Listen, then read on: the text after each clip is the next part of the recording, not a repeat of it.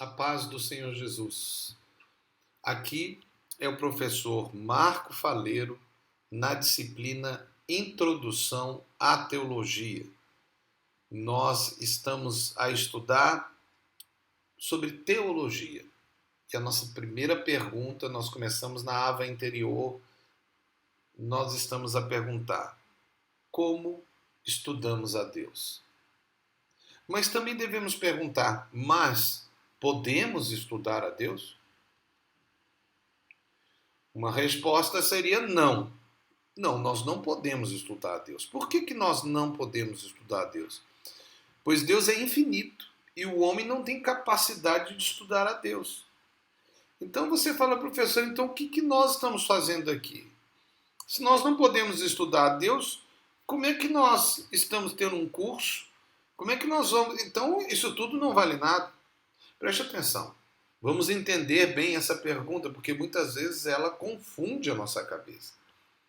Veja, como estudamos a Deus? E por que estudar Deus? Vamos seguir então.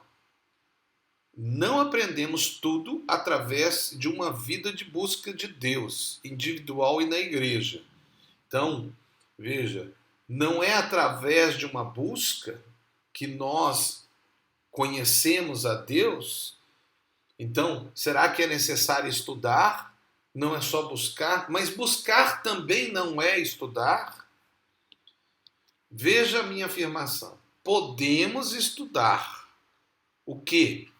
A revelação de Deus. Então veja, aqui existe a diferença. Nós não estudamos a Deus, porque senão nós teríamos que pegar nele, vê-lo, né? Teríamos que ter a capacidade de estudá-lo, e ele é todo poderoso.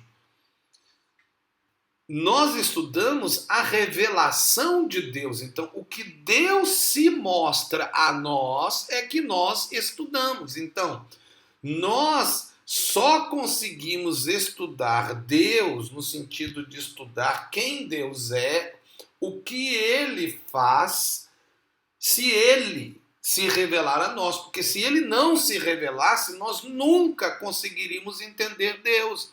A nossa mente é muito pequena para entender Deus. Então Deus tem que se mostrar, e tem que se mostrar de uma forma que eu consigo entender. Então ele tem que se mostrar, como nós dizemos em teologia, de uma forma antrópica. Antropos é o homem.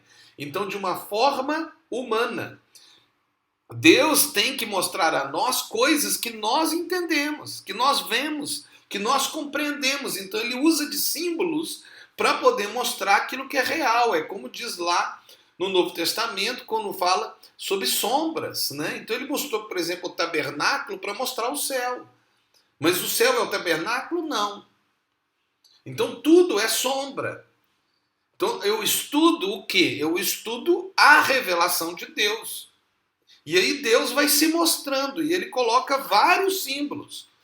Inclusive, ele escreveu essa revelação, que é a Bíblia Sagrada.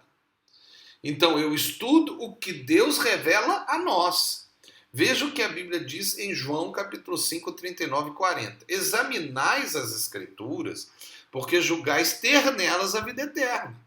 E são elas mesmas que testificam de mim. Contudo, não quereis vir a mim para ter de vida. Ou seja, a vida eterna não está na Escritura. A Escritura revela a Escritura. Revela a vida eterna. Mas a vida eterna vem de mim. Quem? Jesus. É Jesus que está a falar.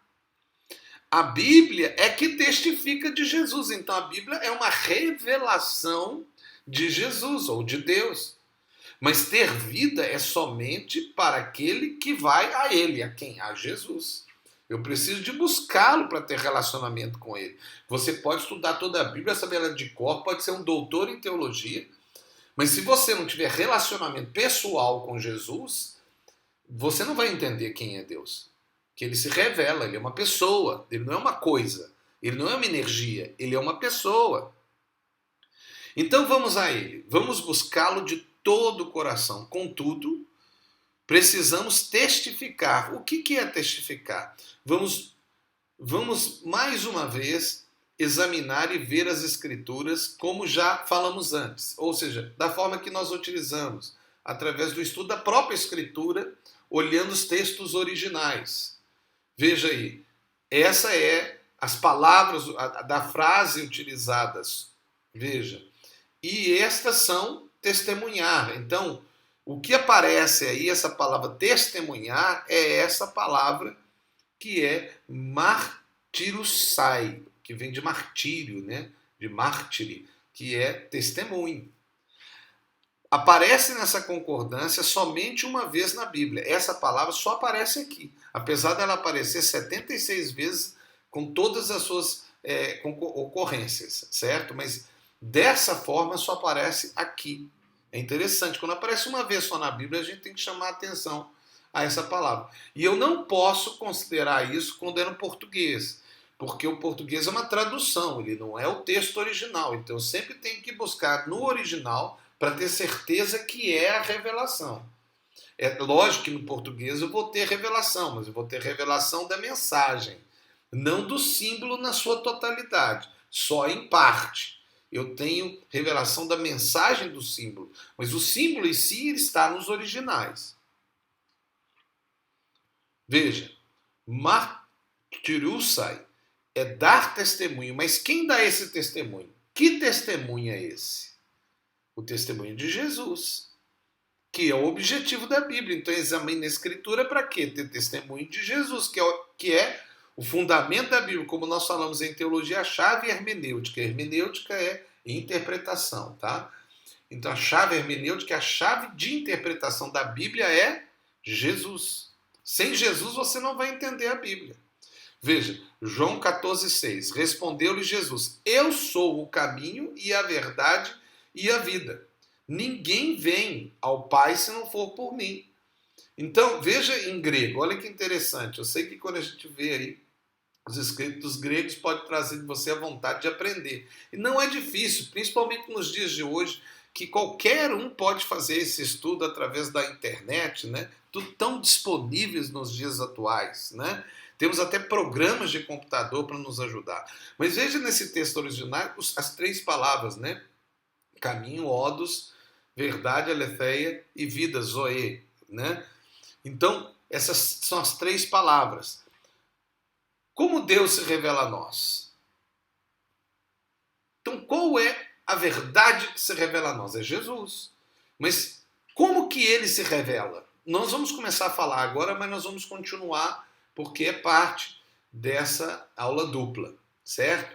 Que é a primeira aula dupla que vocês vão ter comigo nessa disciplina. Vocês terão 4 aulas duplas, né? Cada aula dupla são 2 aulas. Uma aula de 45 minutos, certo? Então uma aula dupla é 1h30. As avas são de 15 minutos. Então é fácil ver cada ava, assistir, né? Você pode assistir até de formas assim diferentes, em horários diferentes, pelo seu telefone, pelo seu computador. Você pode talvez ir numa cônica para poder pedir, ou um lugar que tem internet, ou que tem um Wi-Fi. Você pode conseguir fazer isso, né? Não coloque dificuldade, procure a solução. Quem procura dificuldade nunca acha solução. Tem que procurar a solução e não a dificuldade. Dificuldade vem, você procura a solução. Mas vamos lá. Como Deus se revela a nós? Por meio da natureza, que é a criação.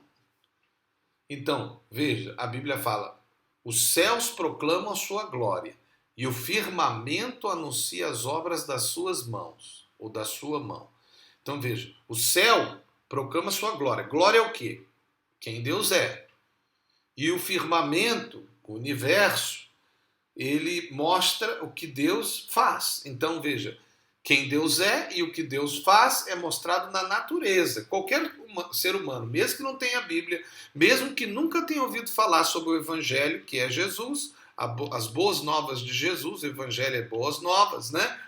Essa pessoa ainda tem possibilidade de descobrir que existe Deus. Ele olha para a natureza e fala: quem fez? É claro que ele percebe: existe Deus. O ateísmo é algo contra a normalidade humana. Todo ser humano, quando nasce, ele naturalmente acredita que Deus existe. As crianças acreditam que Deus existe, né? Só se você fazer um esforço muito grande que você vai se tornar ateu. Porque é ilógico Deus não existir. O ateísmo é ilógico. Ele é fora da normalidade, né? Então veja, a natureza demonstra, porque quem fez isso? É tão perfeito, não pode ter sido do acaso. É ilógico a ideia da evolução, de que o homem veio do macaco. É um absurdo essa ideia. Ela não é contra a lógica humana, não é natural nada se aperfeiçoar. As coisas, pelo contrário, elas ficam contra aquilo que é perfeito, elas vão se destruindo. Coloque um objeto num lugar qualquer e passe 1000 anos. Aquele objeto vai ser destruído, ele não vai ser aperfeiçoado, não vai ser evoluído. A ideia da evolução que Darwin trouxe, ela é uma loucura da mente humana. Não é natural. Nós não vamos ficar entrando em uma abordagem apologética. Já estou sendo apologeta, eu sei, mas essa não é a questão. A questão é que a natureza, conforme Romanos capítulo 1 afirma também, ele mostra até para quem não crê em Deus que Deus existe. Então a revelação de Deus está na natureza, mas não está só na natureza. A natureza é que o ser humano cria a ciência. A ciência é o estudo da natureza. Então, a ciência, ela pode estudar a natureza e descobrir verdades acerca de Deus. Mas veja, muitas das coisas descobertas na ciência do homem é errada. Por quê? Porque o homem erra. O homem não sabe tudo. Então, você não pode confiar plenamente na ciência.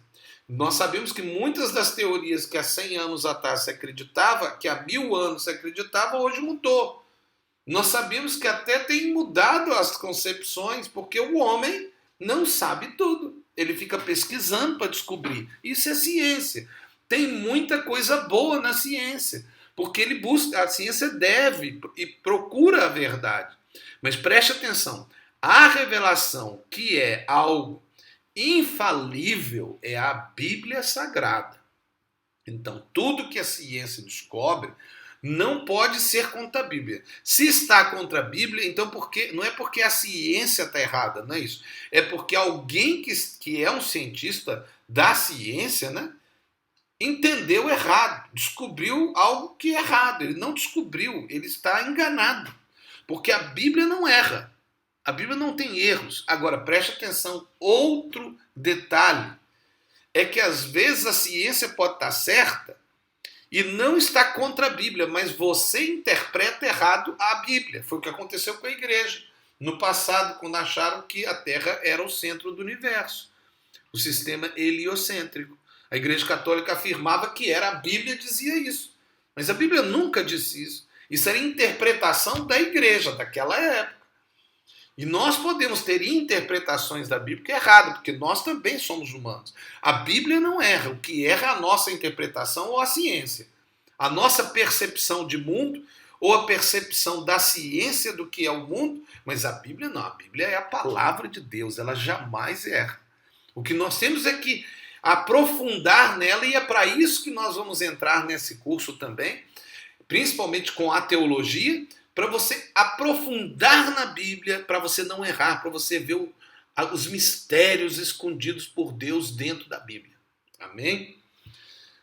Você está no curso Introdução à Teologia e aqui é o professor Marco Faleiro. Deus abençoe a sua vida e eu gostaria de deixar uma frase que eu gosto de deixar com todos os meus alunos.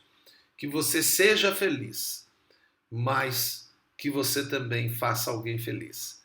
Porque para ser feliz, tem que fazer alguém feliz. Dai e ser-vos-á dado.